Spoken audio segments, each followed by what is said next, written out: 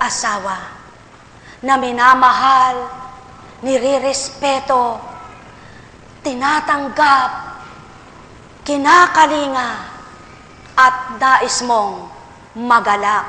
Buhay po ba ang Diyos? Mga minamahal ko, buhay ang Ama. Kung paano ang larangan at salitang pakikiapid, yaon ay nang makiapid sa Diyos-Diyosa ng tao. Kaya tinuran niya, nakipagkasal na ako sa iyo. Kinasal ka na sa akin, nakiapid ka sa iba. Yaon po, hindi po ba't yung kinakasal na mag-asawa?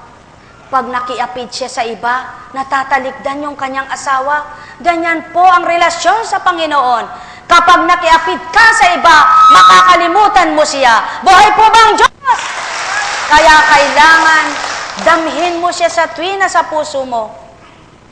Pakiramdaman mo sa sarili mo kung siya bagay nananahan sa iyo at upang maibigay mo ang tuwirang pag-ibig mo.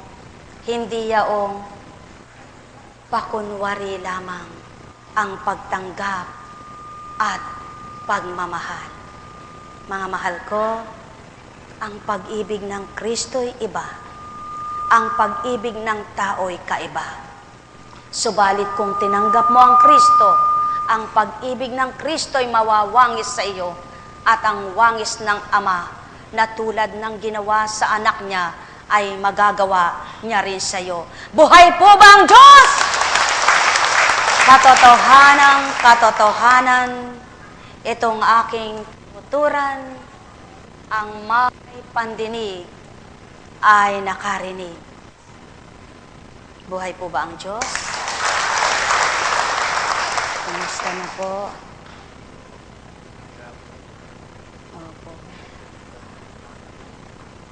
Kailangan po marami pa pong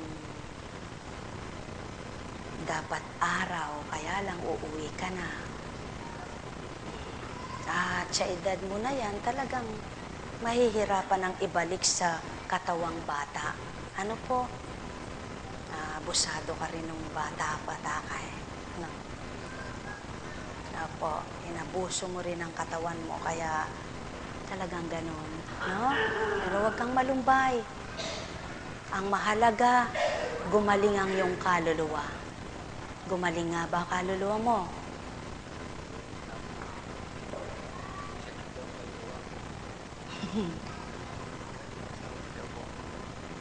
Ngayon, magaling na kaluluwa mo. Wala na bang sakit? Marami pang sakit ang kaluluwa mo. Naku, yung kaluluwa mo hindi naglalakad. Ikaw lumalakad. Pero yung kaluluwa mo hindi lumalakad. Humakbang ka nga. Sige nga. Ayan. Mahirap tumindig ang katawang lupa mo. Pero yung kaluluwa mo, hindi ganyan ang pagtindig. Kapag mahina ka, mahina rin siya pero hindi siya lumalakad. Kapag malakas ka, malakas din siya pero hindi siya lalakad. Kaya anong dapat mong gawin? Palakasin, palusugin, buhayin ang kaluluwa mo, bagamat ang paa mo ay di maihakbang ng tuwid. Buhay po ba ang Diyos? Buhay po ba ang Diyos? Yan po ang pawang katotohanan.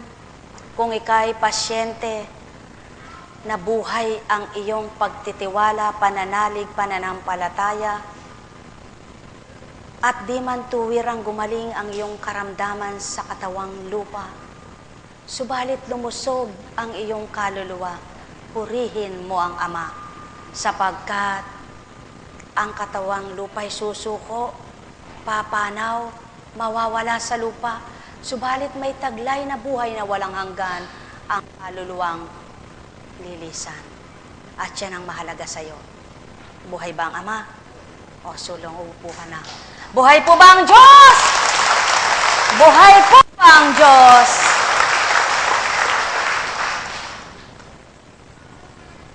Naku, 8. Ano po bang layon mo, Ama ko? ano rin ang nasa mo.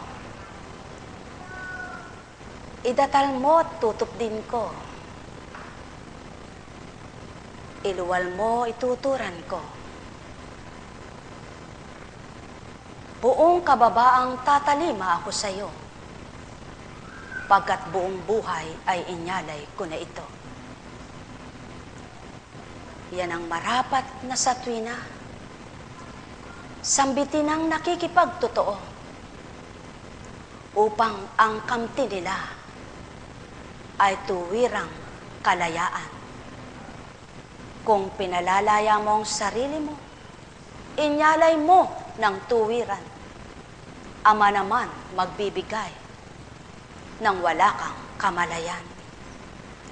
Sa lahat ng iyong nasa, siya ang tuwirang mangunguna.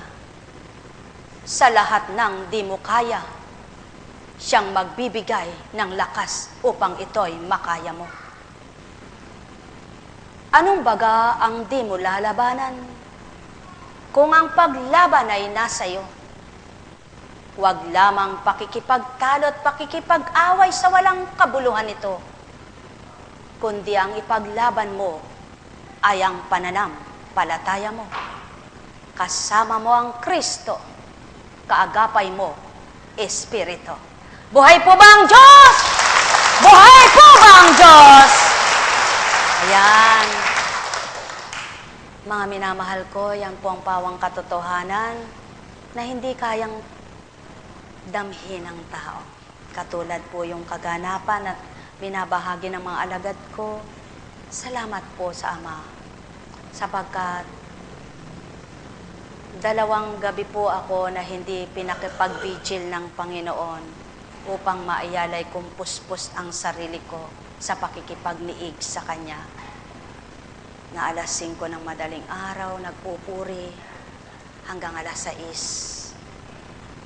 At inyaalay, sinusuko ko kung buong buo, pinagagamit ko ang sarili ko. Inyaalay ko po kung paano kayo, mga babae, nang babae ka pa, wala ka pang dungis, wala ka pang bahid sa iyong pagkababae.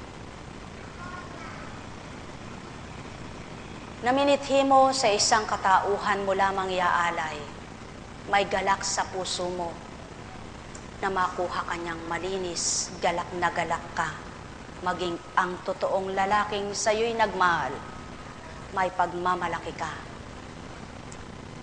Subalit katauhan niyaon,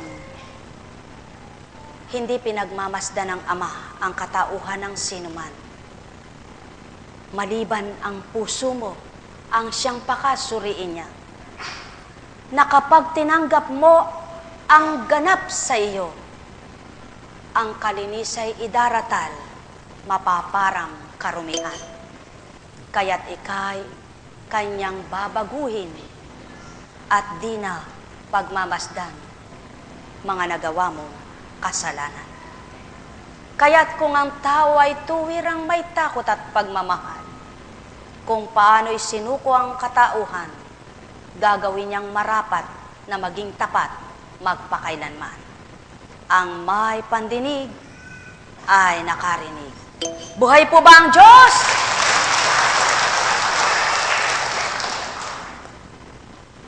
Ang buhay tulad ng isang awit lamang, mayroong simula at may katapusan. Subalit wika ko ay inyong pakinggan. Buhay nyo'y tulad lamang ng isang bulaklak na nananariwa, bumubuka at nalalagas, natutuyo, nasusunog, Dili kaya'y nadudurog, yan ang katotohanan, aking mga minamahal. Kung pumanaw kang sinunod, katawan mo'y durog pa rin. At kung ikaw